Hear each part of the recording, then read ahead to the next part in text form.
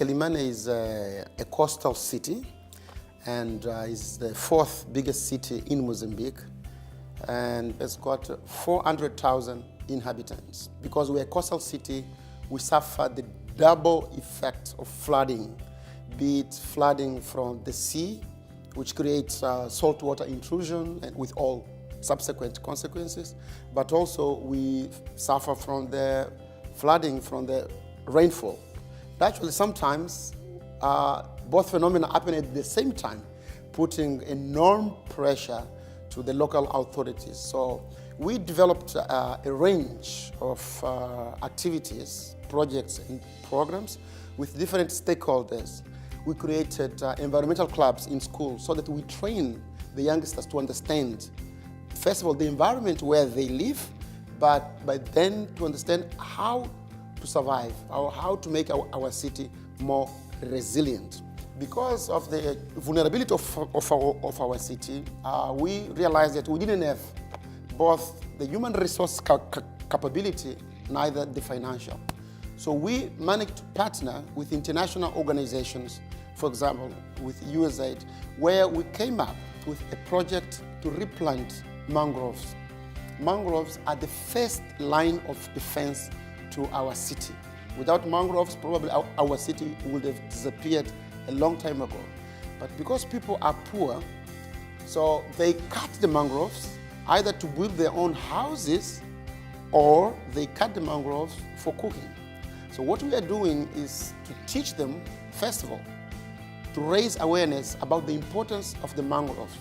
But after we did that, we realized that they always ask us, well, we understand the importance of mangroves, but how are we going to build our housing? How are we going to cook?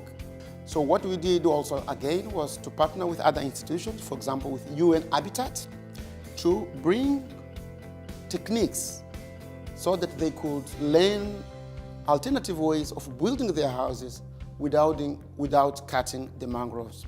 We also partnered with the Milan municipality and with the Stockholm Technical University, which sends, for the last 3 years, 2 students at the master level. They come to my city, they spend a span of 4 months training our people on how to transform waste into biogas or waste into compost. Then the compost is used to improve productivity of farmers, which will then affect food availability and other nutrition issues. With the biogas, then we start teaching people on how to use alternative means for their own cooking. With UN Habitat, we work to build what we call resilient housing, which are houses which are more resistant to climate change effects, but also in terms of materials they are using, it then will allow us or allow the people to build their houses without having to resort to the mangroves. We are empowering and we are partnering with civil society institutions, with, for example, community radios, churches, so that the message can go through and they understand the challenge and the issues at stake.